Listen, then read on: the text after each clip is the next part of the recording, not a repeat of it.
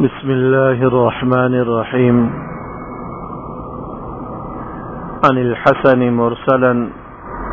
قال قال رسول الله صلى الله عليه وسلم: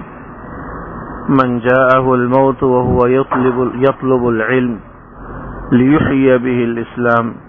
فبينه وبين النبيين درجة واحدة في الجنة. حضرت حسن بصری رحمہ اللہ تعالی سے مرسلاً روایت ہے، اللہ کے رسول صلی اللہ علیہ وسلم کے ارشاد گرامی نقل فرمایا ہے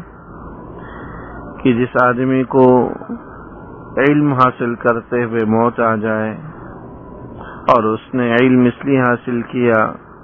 تاکہ اس کے ذریعے دین اسلام کو زندہ کر سکے، دین اسلام کی نشر و اشاعت کر سکے، تو کل قیامت والے دن اس کے اور انبیاء کرام علیہ السلام کے درمیان ایک درجے کا فاصلہ ہوگا۔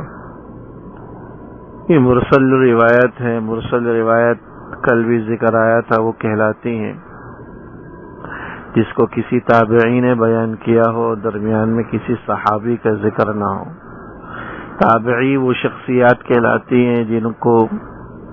حضرات صحابہ کی زیارت تو ہوئی ہو، ان سے ملاقات کا شرف تو حاصل ہوا ہو، لیکن حضور نبی اکرم صلی اللہ علیہ وسلم کی زیارت اور حضور علیہ الصلوۃ والسلام سے ملاقات کا شرف حاصل نہیں ہوا۔ تو جب کوئی تابعی کوئی روایت بیان کرتا ہے تو لا محالہ اس نے وہ روایت براہ راست تو نہیں سنی ہوگی، کسی صحابی کے واسطے ہی سے ہی سنی ہوگی، اس لیے کہ ایسی روایات جو صحابی کے ذکر کے بغیر کسی تابعی نے بیان کی ہو مرسل کہلاتی ہیں۔ تو حضرت حسن بصری رحمہ اللہ تعالی جلیل القدر تابعی ہیں، وہ یہ روایت بیان کرتے ہیں کہ اللہ کے رسول صلی اللہ علیہ وسلم نے ارشاد فرمایا کہ جس آدمی کو علم حاصل کرتے ہوئے موت آئے اور اس نے علم اس لیے حاصل کیا کہ لیحیی بہ الاسلام، تاکہ اس کے ذریعے اسلام کو زندہ کر سکے، اسلام کی نشر و اشاعت کر سکے، اسلام کی تبلیغ کر سکے،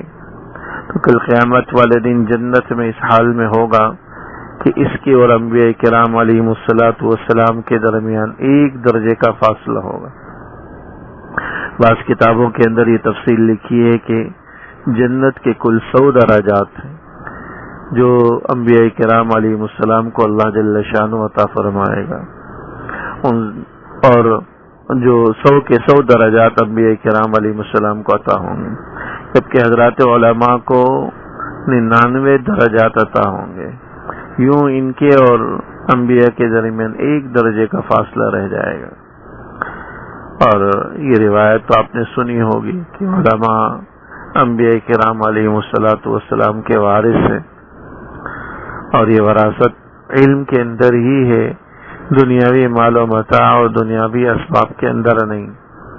تو اللہ جل شانہ نے دین کے علم کا یہ اعزاز اور دین کے علم کا یہ مقام عطا فرمایا کہ کل قیامت والے دن بھی ان کے اور انبیاء کرام علیہ السلام کے درمیان جنت میں ایک درجے کا فاصلہ ہوگا، اور یہ اعزاز، یہ مقام، مرتبہ ان کو علم کی وجہ سے حاصل ہوگا، اس علم کی وجہ سے جس علم کو انہوں نے دین کی دعوت، دین کی محنت، دین کی نشر و اشاعت اور دین کی تبلیغ میں استعمال کیا ہو، دین کی نشر و اشاعت میں لگایا ہو۔ اس سے ہمیں بھی یہ ترغیب ملتی ہے کہ اپنے آپ کو دین کے ساتھ جوڑے رکھیں، دین کے علم کو حاصل کرنے میں لگائے رکھیں، اپنے اولادوں کو اس کام کے لیے وقف کریں، کیونکہ یہ علم کل قیامت والے دن ہمارے کام آئے گا۔ دنیاوی علوم تو دنیا میں ہی رہ جائیں گے، اگر دنیاوی علوم کے ذریعے بھی لوگوں کی خدمت کی ہے تو اس کا اجر و ثواب دنیا میں ہی اللہ عطا فرما دے گا، لیکن دین کا علم وہ ہے کہ جس کے توفیل اللہ یہ اعزاز عطا فرمائے گا کہ ان کا ٹھکانہ انبیاء کرام علیہ السلام کے ساتھ ہوگا، اور انبیاء کرام علیہ السلام اور ان کے درمیان ایک درجے کا فاصلہ ہو۔ اس علم سے مراد قرآن و سنت کا علم ہے میرے دوستوں، دنیا کا علم مراد نہیں ہے۔ قرآن و سنت کا علم ہی وہ واحد علم ہے جو آخرت میں نفع دے گا، جو انبیاء کرام علیہم الصلوۃ والسلام کے ساتھ اٹھنے بیٹھنے میں انبیاء کرام علیہم الصلوۃ والسلام کے ساتھ کل قیامت کے دن نشست اور ٹھکانہ ملنے میں معاون مددگار ہوگا، اللہ جل شانہ عمل کرنے کی توفیق عطا فرمائے۔